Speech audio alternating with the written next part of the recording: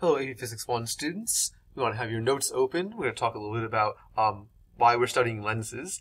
In class, if we had had time, we would have certainly asked you why it is we're doing lenses, just like we had done, why do we do mirrors? And so, lots of students have all sorts of things they know about lenses, and usually some people will come up with the idea of, eyeglasses. Yes, all sorts of eyeglasses and contact lenses. They're all corrective lenses. And someone might say magnifying glass. Yes, that's a lens as well.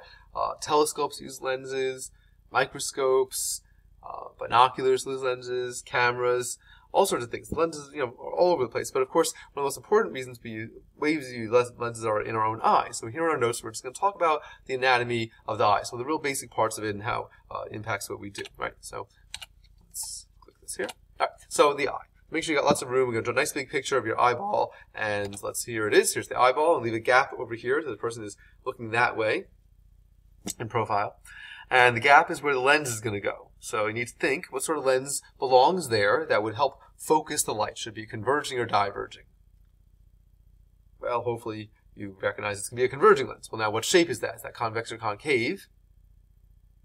And hopefully remember it is a convex lens. So here we go. We're going to draw our convex lens and label it. There's our convex lens. And notice I've left a little bit of gap above and below. I want you to do the same in your picture. In the gaps there, we're going to draw these, and these represent muscles. There are muscles there on either side of the lens, really sort of connecting it to the eyeball and other structures, and the muscles control the lens shape. See, the lens in your eye is flexible. The muscles stretch and squeeze the lens to change the shape of it, and you might recall when you had the lenses in your hand at the end of last class, we had the converging lenses, the convex lenses, and one was very thick, and the other was not as thick, kind of flat, and we talked about how that describes the strength, the power of the lens. So we need our lenses in our eyes to change the focal length so we can see things up close and things far away, and these muscles are the things that actually do that, squeezing lens together to make it fatter, to make it a stronger lens, and stretching it out to make it flatter, to make it a weaker lens, changing the focal point, the focal length of the lens. All right, in class I would ask you for, what parts of the eye you know, but I'm just going to lead you through. And so hopefully you know some of these words. If not, you'll learn some of it. So here is the back of the eyeball, and hopefully you might know that is called the retina. The retina basically acts as a screen. Light comes in, it's focused by the lens onto the screen, and then there are nerves on the retina, the rods and cones, which then transmit that information into electrical impulses, which are sent through this part, which is the optic nerve. So the rods and cones on the retina transform light energy into information sent as electrical impulse along all these nerve fibers, which then go to the brain, and the brain processes the information. All right, going to the front of the eye, other parts of the eye that a lot of students know, of course, are this sort of black dot you see. And it's not really a black dot. Hopefully you know the name for this. This is a pupil. And hopefully you might know the pupil is a hole. Why do you have a hole in your eye? Well, it's to let light in. Light's got to get in. It's not really a black dot. The idea is that, you're trying to look inside someone's eye, and the inside of the eye is dark because it's not illuminated. So you can't see. There's not like light coming out of your eye. So really what you're seeing there is a hole, and it's dark because there's no light on the other side. Right? So it's a hole in your eye. Surrounding the pupil is the colored part of the eye. In class I'd ask you what color eyes you want to give this person. We're going to give this person green eyes. You can use blue or brown or whatever you want to do. Some sort of hazel, I guess, right? You might know this part is called the iris, and the iris controls the pupil size. The iris is actually an involuntary muscle which allows the pupil to dilate or expand or contract depending on the condition. So, hopefully you know this stuff. When does your pupil dilate naturally?